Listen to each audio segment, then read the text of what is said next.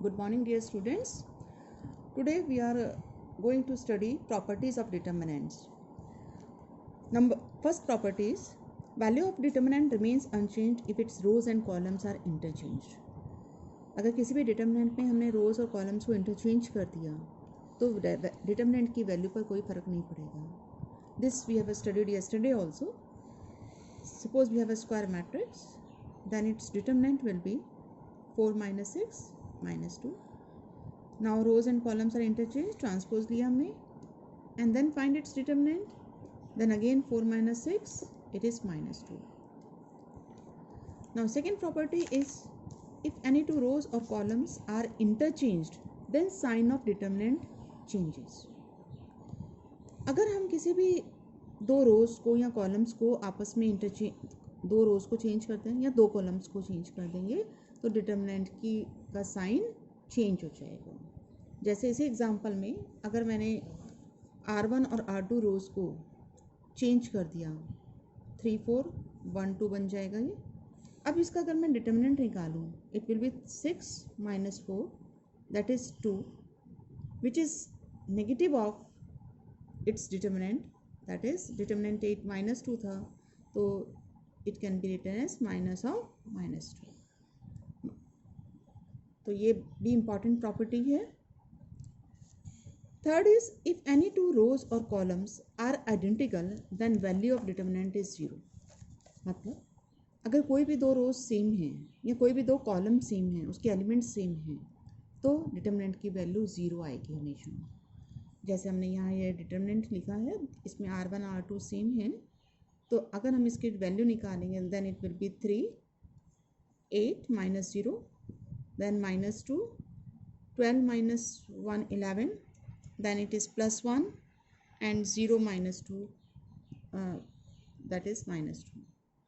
Simplify करके 0 आ रहा है. Fourth property is if each element of a row or column is multiplied by a constant k then its value gets multiplied by k.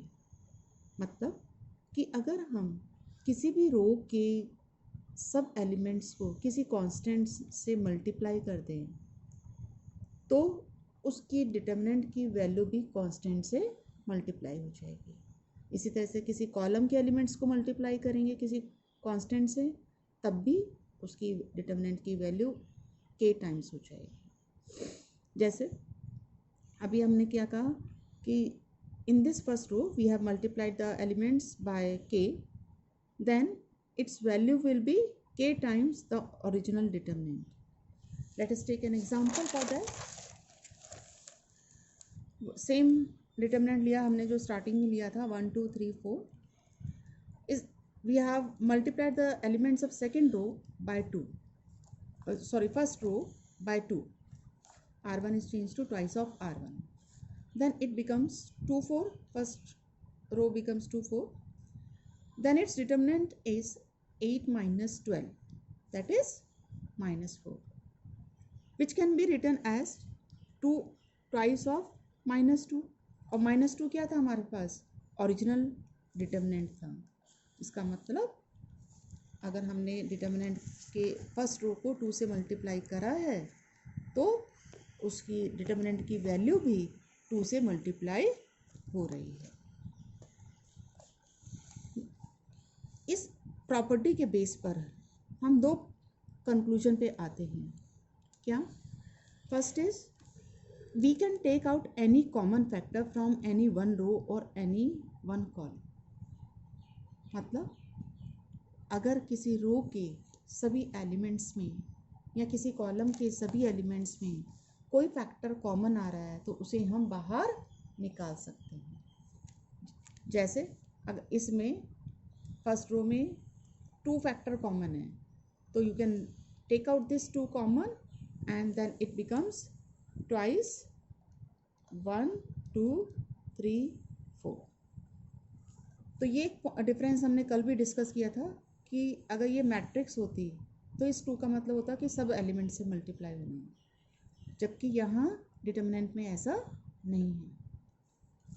Second conclusion जो हमारा निकल के आता है कि if corresponding elements of any 2 rows और columns are proportional then its value, its मतलब determinant की वैल्यू ज़ीरो हो जाएगी। अगर किसी भी दो रो के एलिमेंट्स प्रोपोर्शनल हैं, मतलब उनका रेशो सेम है एलिमेंट्स का, या किसी भी दो कॉलम्स के एलिमेंट्स का रेशो सेम है, means then also its value is zero, क्योंकि उसमें से हम कॉमन फैक्टर निकालने के बाद रोज को आइडेंटिकल बना सकते हैं। और जैसे हमने ये डिटर्मिनेंट लिखा है 1 2 3 6, तो from the second row we can take out 3 common and then it becomes 1 2, and after this we can use the previous property that if two rows are identical then value of determinant is 0. So now the two rows are identical, so its value becomes 0. तो हम ये कह सकते हैं कि दो रोज या तो आइडेंटिकल हो या प्रोपोर्शनल हो तो डिटर्मिनेंट की वैल्यू 0 होगी। Next property is if sum और all elements of a row और column are expressed as sum of two or more terms, then the determinant can be expressed as sum of two or more determinants. मतलब किसी रो के कुछ या सभी elements अगर लिखे गए हैं as a sum of two terms, then this determinant can be splitted in two determinants as a1 a2 b1 b2 plus lambda 1 a2 lambda 2 b2. And the last property is if to each element of a row or column the equimultiples of corresponding elements of other row or column are added, then value of determinant remains the same. मतलब अगर हम किसी भी रो के या किसी column के elements को किसी स्केलर से मल्टीप्लाई करके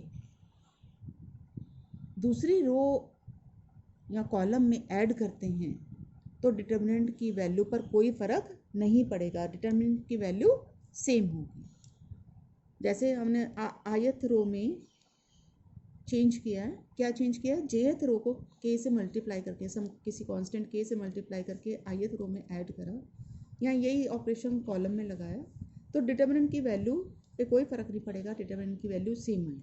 जैसे सेम एग्जांपल में अगर मैंने ये ऑपरेशन लगाया है, फर्स्ट रो को चेंज करा है, क्या चेंज करा है, सेकंड रो को 3 से मल्टीप्लाई करके फर्स्ट रो में ऐड करा है, तो हमारे पास रिजल्ट आएगा 10 14 3 4, और इस डिटर्मिनेंट की वैल्यू क्या आएगी 40 minus 42, that is -2 and which is same as the previous determinant. बेटा ये प्रॉपर्टीज़ बहुत इम्पॉर्टेंट हैं, बहुत इम्पॉर्टेंट टॉपिक है ये, इस पर बेस्ड क्वेश्चन बोर्ड एग्ज़ाम में डेफिनेटली 4 मार्क्स में आता है। तो आज इन प्रॉपर्टीज़ को आप ध्यान से समझेंगे, पढ़ेंगे और कल हम इस पर बेस्ड क्वेश्चंस करेंगे। Thank you.